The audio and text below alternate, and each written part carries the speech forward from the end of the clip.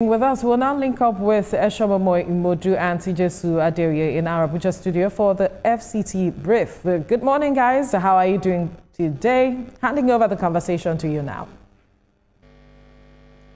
Good morning, Veronica. We're good, always good.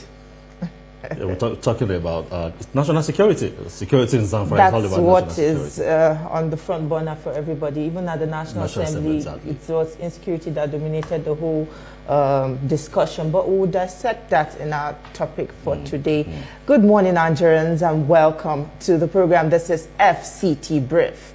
The National Counter-Terrorism Center has commended Governor Dauda Lawal, Governor of Zamfara State, for embracing its initiative and demonstrating a firm commitment to ensuring the protection of lives and property for the people of Zamfara State.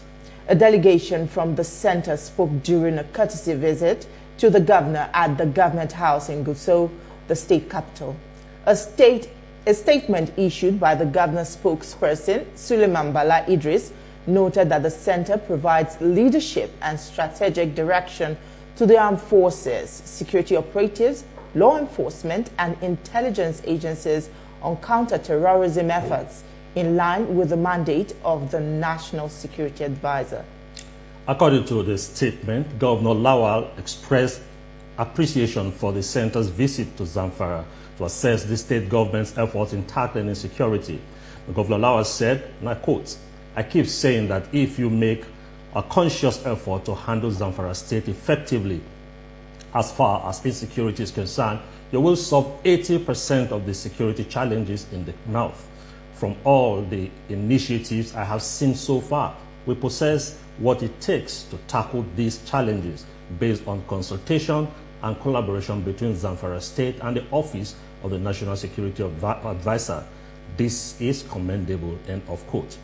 Earlier, the center's head of preventing and countering violent extremism, Mairo Musa Abbas, stated that the team was in Zamfara on behalf of the National Security Advisor, Mallam and the National Counter-Terrorism Coordinator, Major General Adamu Garba Laka. For more on this strategic advocacy engagement in Zamfara State, let's bring in the spokesman of the Zamfara State Governor, Sulaiman Bala Idris, who joins us live via Zoom from Gusau. It's nice having you with us this morning. And, good morning. And we have also here in the studio Mallam Baba Yusuf.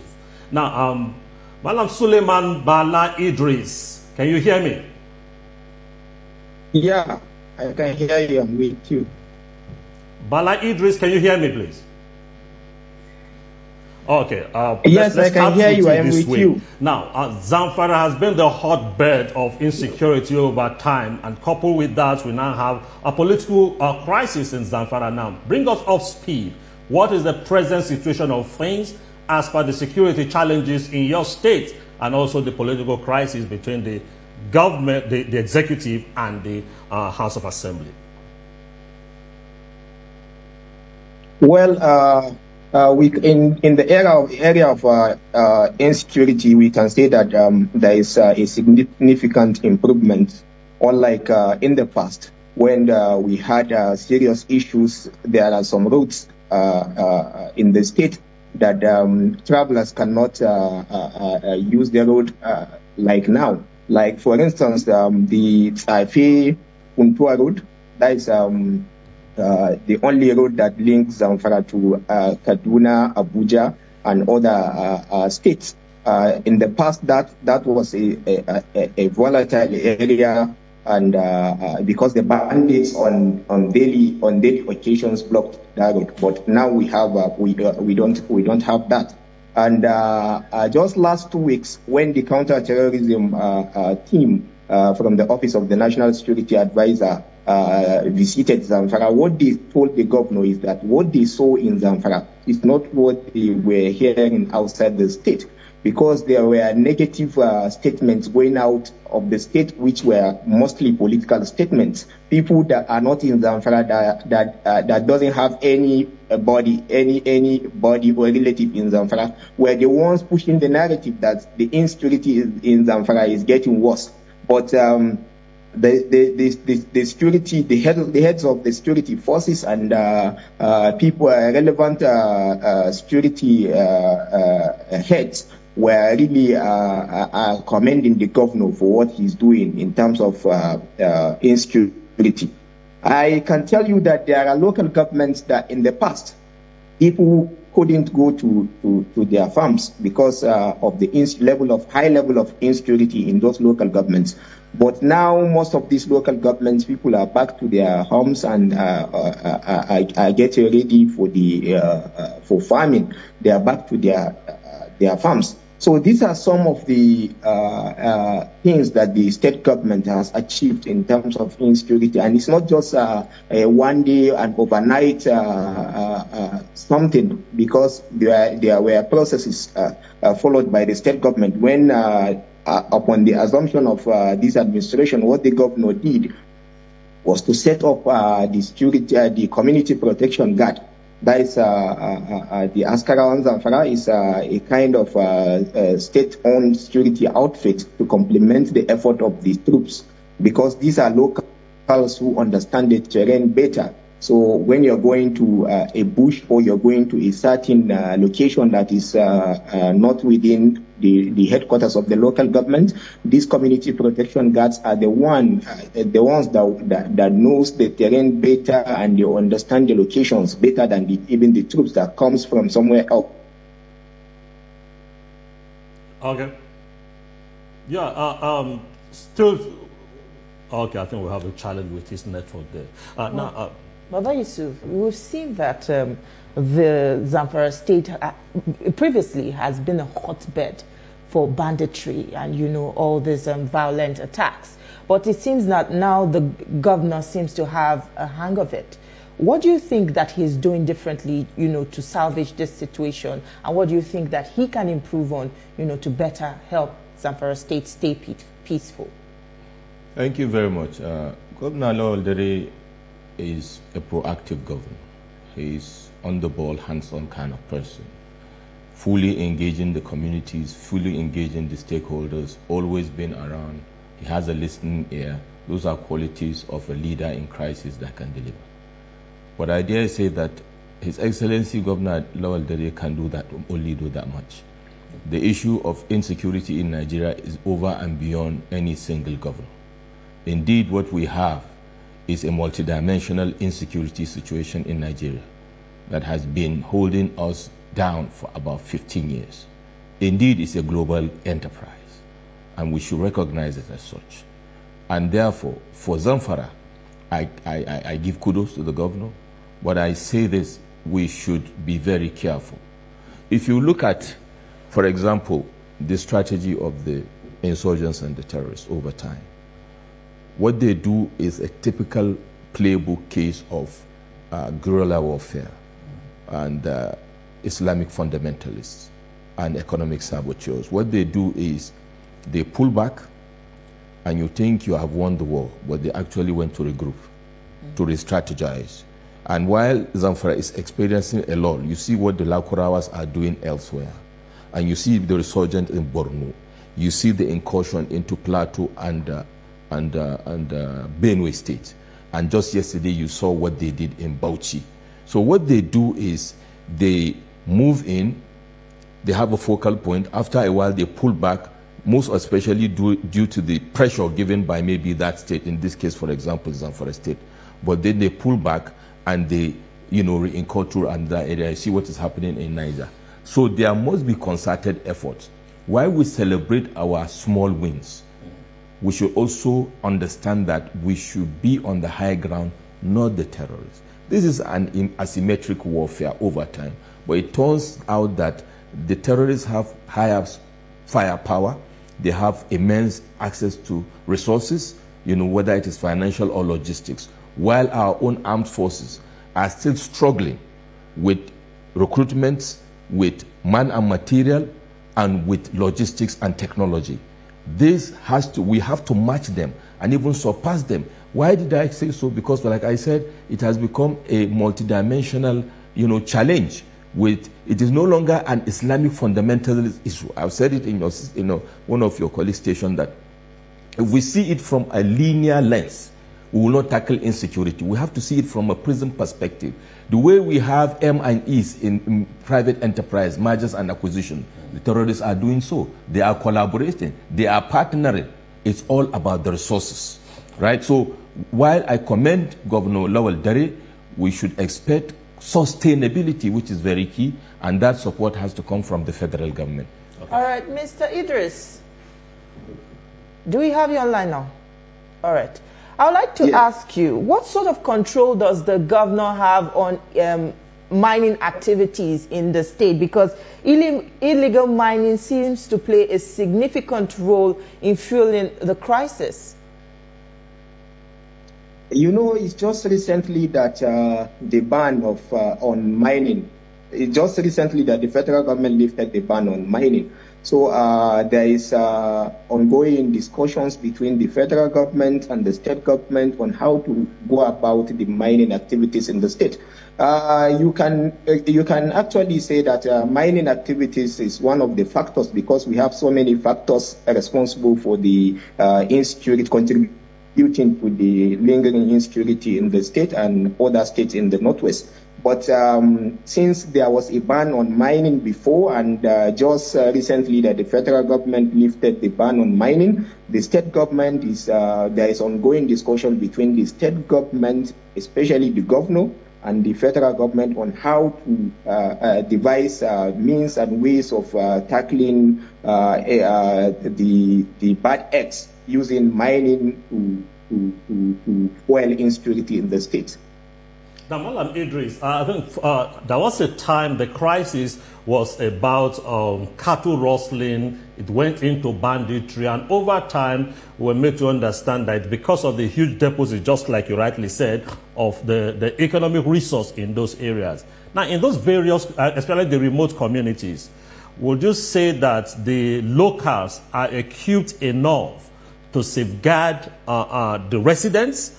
And do you have presence of military personnel or paramilitary personnel to help protect the mining sites? Because once this place is not well secured, wherever you push them to, they want to find their ways back, because that is how they fuel the insecurity through trading off with the mining resources there. You know, as you say, as you just mentioned, you know, nothing is static. They are dynamic. Even the bandits are dynamic, from cattle rustling to mining, because they are just looking for ways of survival. So what the government is doing, just aside the mining issue, what the federal government did is that there are military formations in most of these local governments, especially local governments that are having serious issues of banditry, like Bukuyum, Zurmi, Shinkafi, and Baradun local government. So there are military formations. So once these mining activities begin, definitely those military formations will help the villages to continue to secure them and also give cover for those legal miners. All right, we'll still come back to you, but that will be after this quick break. Don't go anywhere, there's more. Stay with us. Life is politics. In Nigeria, almost every part of our lives is touched by the politics we play. Governance, legislative matters, the economy, security, foreign affairs, internal affairs. Have a feel as strategic plays in the political space determine how we live in Nigeria. The players, the drama, chess piece moves. Be kept informed. Watch analysis of major happenings in the political space and how it affects you. Watch Politics on Sunday. We don't like to eat better. More nutritious meals, more veggies. But we want it tasty and easy too. Knorr Cubes. That's the secret. Made with real ingredients like chicken, parsley, and garlic. And enriched with iron, so your meals are better for you and more delicious too. That's the cocoa. Let's give it some accolades. Change your world by changing what's on your plate.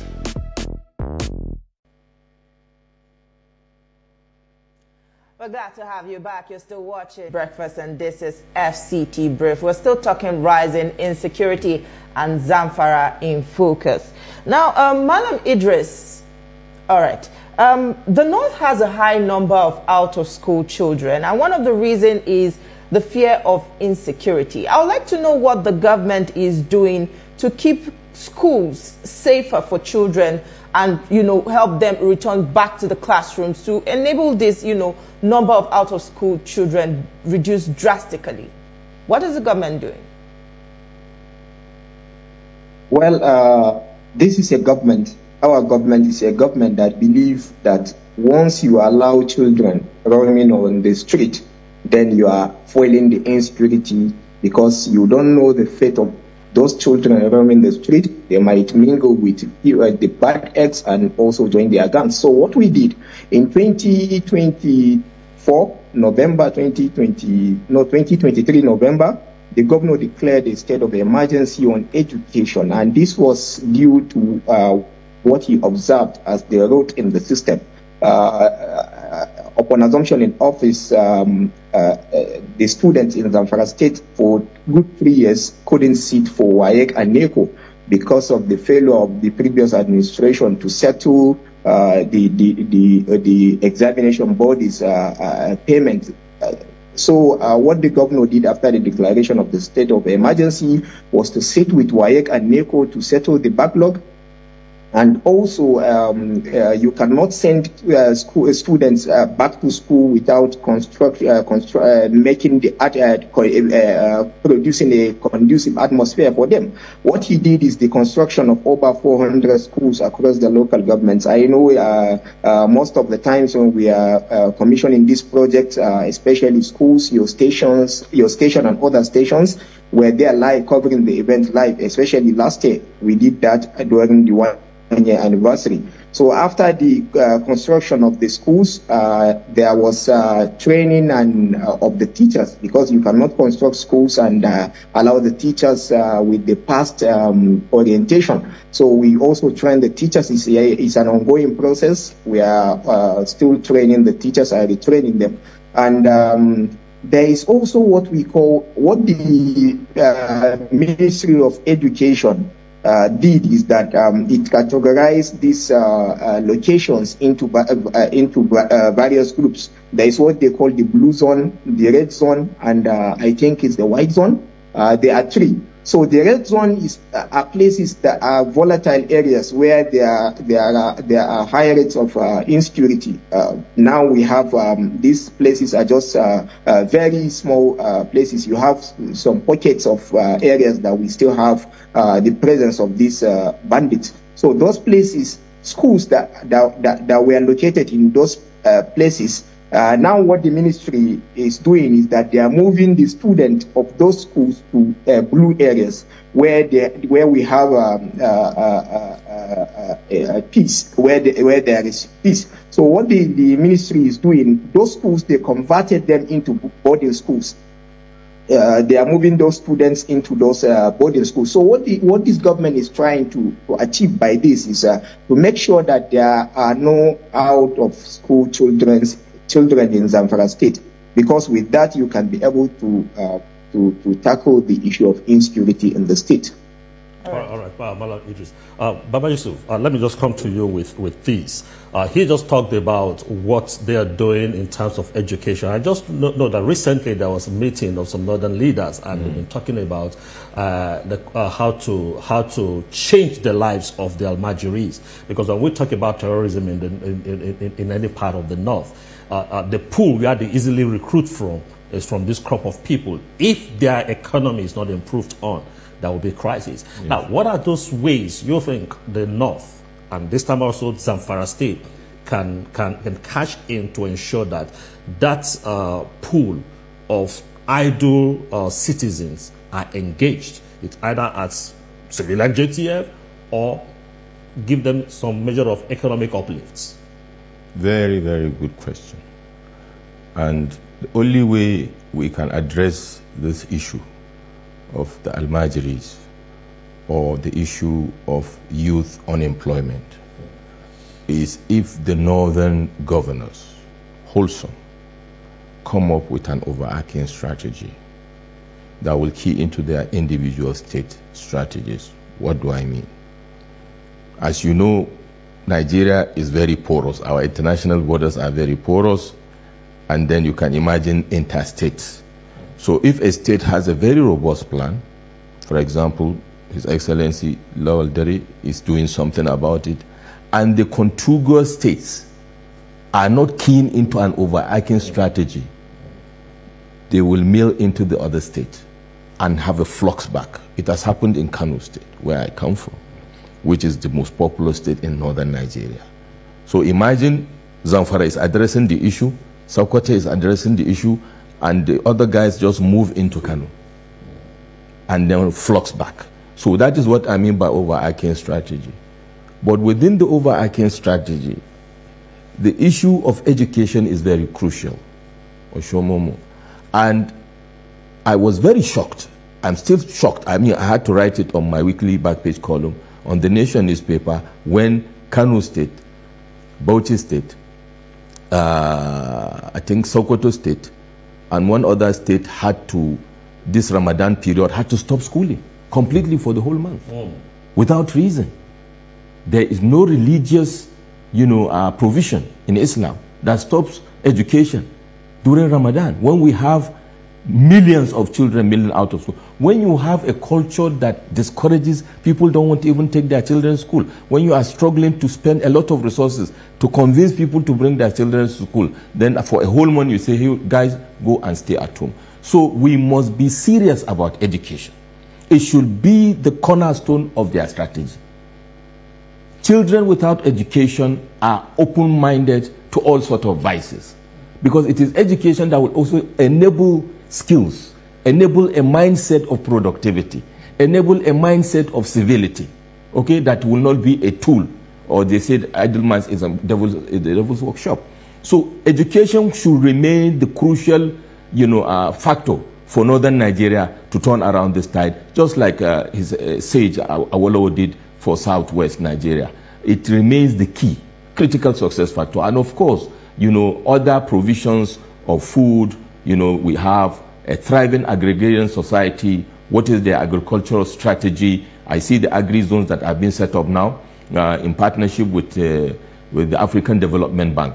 But we see these things happening as flashes in the pan. And that is what I talk about, the strategy and sustainability of these strategies. One keys into the other. Because if you train these children, one of the things we do at GITC, we do empowerment. And sometimes I shed tears when I have a role, one role to hire, and you have 1,000 people applying for it. So we should generate, the sectors that will take in these people that have become educated or that have the skill, either in terms of skills dispensation or in terms of trade, So that is very crucial for northern Nigeria. Otherwise, you cannot contain what will happen in the next 5 years or decade. All right. Mallam Idris. Mallam Idris. All right. Yes, I'm with you. Okay. There seems to be a serious divide in the Zamfara State House of Assembly, and fingers are pointing to the governor for playing a significant role in deepening this rift. What do you have to say about this? I also have a question. Why are they pointing fingers towards the governor? The governor is not the leader of the legislature, is the state assembly. So it's state assembly affairs. What does that has to do with the governor? It doesn't I also wonder when I hear people are trying to link the issue in the Zamfara State House of Assembly with Governor Dauda Lawal, because that is entirely, they're trying to politicize everything by bringing the governor into the State Assembly matter. Well, what efforts are being made so far in, restoring unity in the State Assembly? You know, the governor as the leader in the state, he's like a father. When your children are fighting, a father will not take side. So you bring them together and try to reconcile. That is what the governor is doing. And also other elders in the state, that is what they're trying to do, to bring these parties together and try and reconcile. Mallam Idris, let me just a bit dwell on this the more. You know, because of the level of insecurity, and your governor, I guess, is of the PDP. And just recently, I think on Sunday, there was also a press statement that alluded to what my colleague just asked. How do we unify the political terrain so that it does not give room to the fifth columnists that want to come in and increase the level of insecurity, because it's very germane? Your government is ensuring that there is safety and security in the state. But so long we have this political divide, don't you think it will keep fueling heightening the level of insecurity? Well, that is what they have been doing since the inception of this administration. There are political actors behind what is happening in Zamfara, and they know themselves. They are the ones foiling everything, but we are fine, we are committed, and we will never be distracted. So what we are trying to do at this point is to see how we bring order in the State Assembly, and it's just by trying to call them and dialogue with them to see, okay, please understand yourselves, your brothers. Look, because this is the governor had been on top of it, trying to see how he reconcile them. But as you just mentioned, there are people, political actors, who are using this as an opportunity to try and destabilize the states because of what the governor is achieving in just a short period of time. All right, Mallam Idris, the House of Representatives Committee on Public Petitions has summoned Governor Dauda Lawal over the crisis in the Assembly. Will he be honoring that invitation? If he would be honoring the invitation, what should Nigerians expect from that meeting? And if he is not going to honor that invitation, why so?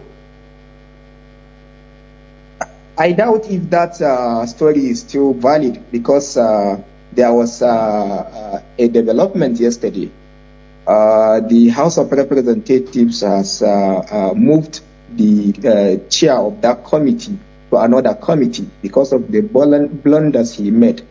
How can you summon state governors because of a State Assembly issue that has nothing to do with them? So I think you have to check the news again and see that even the chair of that committee has been moved to another committee because of the blunders he made. He was misled by those political actors I just mentioned. They were the ones behind this recklessness that is happening. Okay. All right. Thank you, Baba Yusuf. Let me just quickly come to you on this final note. Now, talking about the House, some individuals asking the governor of Zamfara and Benue State to appear. As a Nigerian, do you think the House, the National Assembly, have oversight function on a state governor? Okay, let's start with the Constitution, 1999 Constitution of the Federal Republic of Nigeria as amended. Section 88 and Section 89 are the sections that the Parliament, i.e. Senate and the Green Chamber, House of Reps, derive their powers of summon, derive their powers of investigation, okay? Within which most likely the committee is doing this, which is, I agree with the representative of Zamfara, is a big blunder. The principle of separations of powers, which is also enshrined in the Constitution, does not give the National Assembly any right in this particular matter or instance to summon a sitting governor to the Green Chamber of the National Assembly on the premise of a public petition. I was appalled when I heard about this, and I wonder, what kind of tutelage do they give our parliamentarians when they come into, the parliament, to understand the rudiments and the dynamics and mechanics of legislation? It's a slap on the face of the National Assembly that senior people that are there are doing this.